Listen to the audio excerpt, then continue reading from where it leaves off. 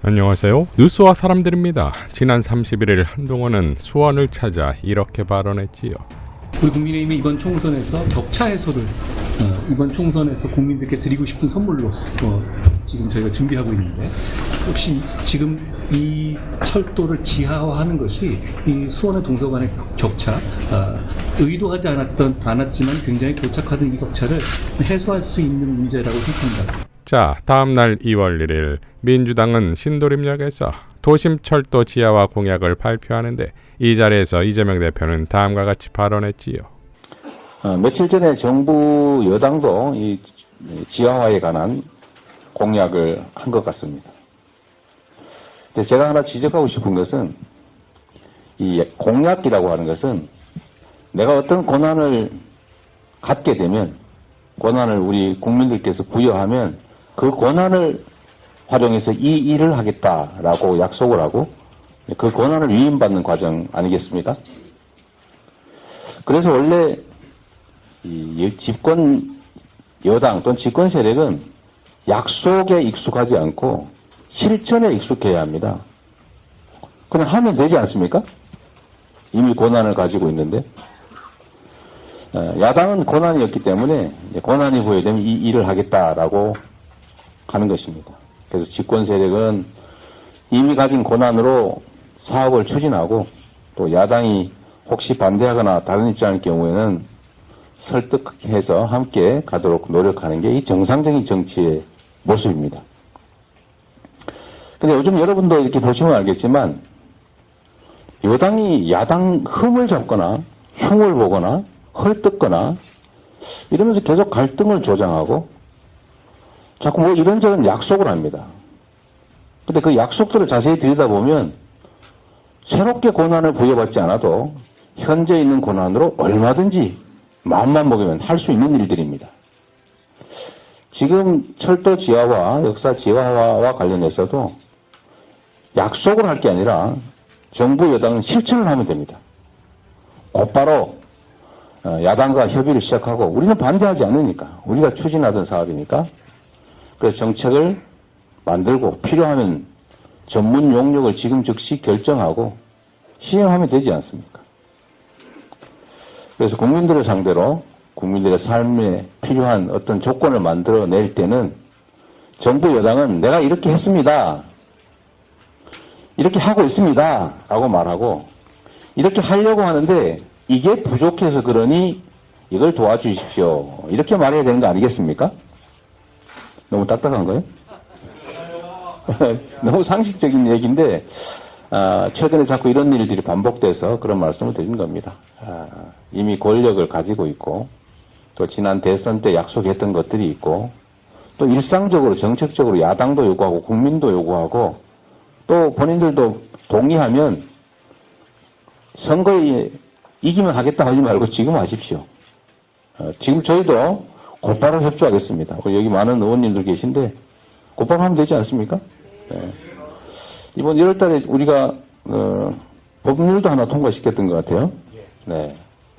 그런 거 할 때도 참 쉽지가 않았는데, 이런 철도 지하화, 역사 지하화에 관한 필요한 법률을 만들거나 또 정책적 결정을 할 때 저희는 지금 당장이라도 협조할 테니까 공약 경쟁이 아니라 실천 경쟁을 하자라는 말씀을 드리고, 우리 야당으로서는 권한이 지금은 집행 권한이 없기 때문에 우리 국민들께서 권한이 주어지면 그 권한을 활용해서 정부 여당을 도와서 최대한 신속하게 철도 지하화, 역사 지하화 사업을 하겠다는 그런 말씀을 드리려는 것입니다. 다시 한번 말씀드리면, 야당은 약속을, 여당은 실천을 하는 것입니다. 네, 고맙습니다. 자, 연타 콤보지요. 신년 기자회견에서 한동훈을 향해 시대정신은 운동권 청산이 아니라 검사 독재라고 포효했고, 다음 날엔 왜 야당이 할 일을 여당이 하냐, 총선 약속 말고 지금 당장 하자, 이거 아니겠습니까? 이러니 총선으로 정치질 하는 수준과 오직 민생을 위한 정치가의 마인드가 비교조차 되겠습니까? 이종필 교수는 다음과 같이 밝혔지요. 한동훈 비대위원장이 이번 총선에서 야당의 운동권 청산을 들고 나왔다고 사실 정권 바뀐 뒤에 정치 보복성 인사를 너무 광범위하게 해서 공직에 남아있는 운동권은 거의 없을 듯한데 공직에도 없는 옛날 운동권을 왜 청산하겠다는 건지 언뜻 이해하기 힘드네. 그냥 야당에 옛날 운동권이 많았으니까 야당을 몰살시키겠다는 얘기로밖에는 안 들려서 여기에 무슨 시대정신이 있는지 지금 나라가 이 모양 이 꼴인 것이 공직에도 없는 옛날 운동권 때문인가? 오히려 능력도 없는 검사들과 친윤 인사들이 무차별적으로 권력을 나눠먹은 게 가장 큰 문제인 것 같은데 라고 일갈했습니다. 송혜원 언론인도 다음과 같이 밝혔지요. 금묵자흑이라 하고 욕하다 닮아간다고 하기도 하여 한동훈 얘기는 하고 싶지도 않은데 안 할 수가 없다. 이봐요 한동훈 씨. 깐족이고 비아냥대는 인품으로 큰일을 할 수 있겠어. 털끝만 건드려도 발끈하는 협량함으로 리더가 될 수 있겠어. 그릇 크기가 간장 종지만도 못한데 나라를 담을 수 있겠어. 남의 법화에 대해 말하기 전에 영수증에 잉크가 휘발되어 용처를 알 수 없다는 검찰 특활비부터 설명해 보시오. 운동권 특권이라고요? 당신은 이 나라의 민주주의를 위해 짱돌 한번 던져본 적이 있나요? 누구를 위해 뜨거운 적이 없었다면 연탄재 함부로 차지 말라는 시를 읽어본 적은 있나요? 부자 동네에서 태어나 서울법대를 나오고 점수 몇 점 차이로 검사가 되어 막강한 권한을 행사하며 살아온 당신이야말로 특권 그 자체입니다. 판검사 정관예우로 수십억을 벌고 사법고시에 패스했다고 정년도 없이 평생을 누리고 사는 게 진짜 특권입니다. 수신제가 취국평천하 영혼 없는 머리로 외우지 말고 가슴에 새기며 수양부터 하세요 라고 일갈했습니다. 자, 다시 한동훈의 편의점 만화가 등장하고 깐죽 도발이 심해지는 건 앞날에 대한 공포와 두려움이 아니겠습니까? 고발사주 손준성이 1년 징역형 선고를 받았고 양승태의 47개 혐의는 모두 무죄가 선고되었고 이미 윤석열에게는 궁중 쿠데타로 본심이 모두 뽀록이 났고 국힘 내 반한 세력들의 반발은 더 커질 것이고 국힘 총선 결과는 결코 이길 수 있는 판이 아니니 그렇다고 이 모든 것을 컨트롤할 수 있는 실력과 인품이 있는 것도 아니고 그저 비틀고 시비 걸어 깐죽대는 것밖에 없지요. 그러니 강선 의원의 포효가 딱이지요. 한동훈 위원장은 아무 말이나 막 내뱉는 새치어에 민생을 올리지 마십시오. 아무 말이나 막 하시는 것 같다. 중요한 건 레토릭 장사가 아니라 진짜 시대정신이 뭐냐는 거다. 검사 독재라는 게 있느냐. 김건희 여사의 이름을 입 밖에도 꺼내지 못하는 한동훈 위원장이 시대정신을 운운하다니 실소가 나옵니다. 제1야당 대표가 목숨을 잃을 뻔한 정치 테러에 대해 정치 장사를 한다며 막말을 하는데 아무 말이나 막 내뱉는 그 가벼운 입이 한동훈 위원장의 전매 특허입니까? 김건희 여사 지킴이로 윤석열 대통령의 아바타로 여당 비대위원장이 임명되니 사리분별이 안 됩니까? 야당 대표의 신년 기자회견을 비난하기에 앞서 윤석열 대통령과 본인부터 국민 앞에 서십시오. 지금이 검사 독재가 아니면 무엇입니까? 검사들이 첨령군처럼 민주주의를 파괴하는 현실을 국민께서 두 눈으로 목도하고 있는데 손바닥으로 하늘을 가리려고 하다니 뻔뻔합니다. 검찰발 선거 공작인 고발사주 의혹으로 징역형을 선고받은 손준성 검사를 검사장으로 승진시킨 것이 누구입니까? 한동훈 위원장 역시 고발사주 의혹에서 자유로울 수 없습니다. 화마로 삶의 터전을 잃은 서천시장 상인들을 외면하고 엄동설안에 오체투지를 하며 절규하는 이태원 참사 유족의 요구를 전면 무시하는 장본인은 바로 한동훈 위원장입니다. 그러면서 어느 곳에서든 국민에게 사랑을 받고 싶고 선택받고 싶다니 한 위원장은 염치도 없습니까? 한동훈 위원장은 아무 말이나 막 내뱉는 새치어에 민생을 함부로 올리지 마십시오 라고 일갈했습니다.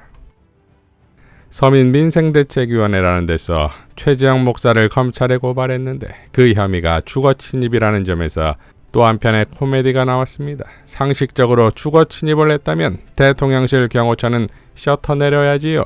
이에 서울의 소리는 다음과 같이 카톡 캡처를 공개했습니다.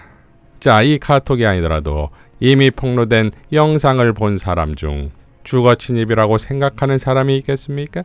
이러니 황교익 작가는 대한민국에서는 집주인의 허락을 받고 방문하여 집주인과 하하호호 웃으며 말을 나누었음에도 주거침입 혐의로 검찰의 수사를 받을 수 있습니다.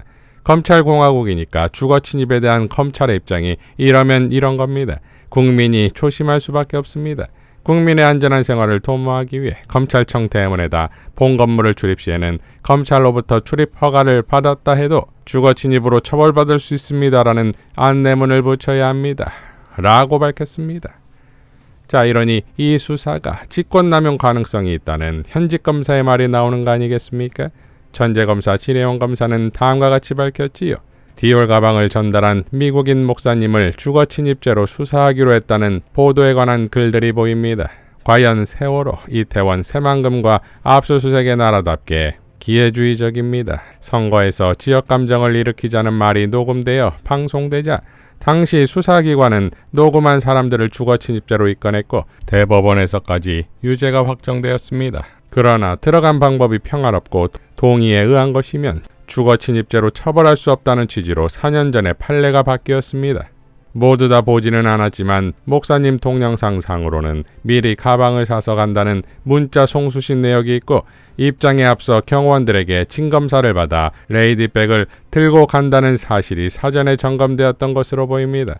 요약하자면 시대도 바뀌고 판례도 바뀌었다는 뜻입니다. 그러나 어떻게든 겁을 주고 망신을 주거나 국내 압송하기 위해 국제공조를 요청하거나 변호사비를 지출하도록 만들기 위해 위협을 할 수는 있어 보입니다. 그럼에도 불구하고 공권력을 동원한 수사 겁박을 빌미로 겁을 먹을 뿐이었다면 과감하게 증거를 채집하는 활동 자체를 안 했을 것 같습니다. 나라를 이런 사람들 손에 남겨준 겁쟁이 땡땡이 다시금 역겨워지는 아침이군요. 결론, 동영상만 봐도 알 수 있지만 벌써 4년 전에 변경된 대법원 판례상 목사님을 주거 침입죄로 수사 개시하는 순간 직권남용 행위가 될 것으로 보입니다. 공자가 2500년 전에 말했듯 만사를 수사로 해결하려고 하면 부끄러움을 모르게 됩니다. 라고 일갈했습니다. 자, 결국 덫에 걸린 불쌍한 김건희라는 피해자 코스프레로 가자고 결정이 난 듯한데 그러면 국민은 개돼지 코스프레를 하라는 겁니까? 국민의 분노가 윤왕김을 반드시 몰아낼 것입니다. 이상 뉴스와 사람들이었습니다. 시청해 주셔서 감사드립니다.